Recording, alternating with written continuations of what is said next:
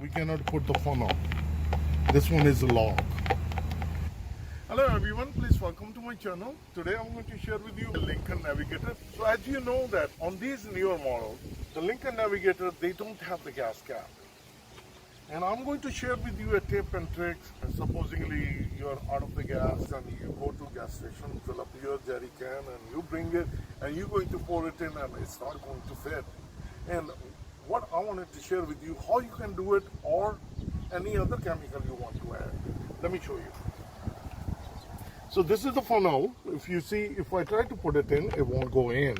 The reason being, one button on this side if you press it, and the second button on this side you press it, then the cap will open. So the way I'm going to do it, I'm going to press this one with the screwdriver, then with the funnel I'll press the second one like this, and as you see, cap opens, and now I can release it and the funnel goes in. So if you don't have a gas cap, that's how easy you can fill up the gas. So if this video helped you out, please like, share.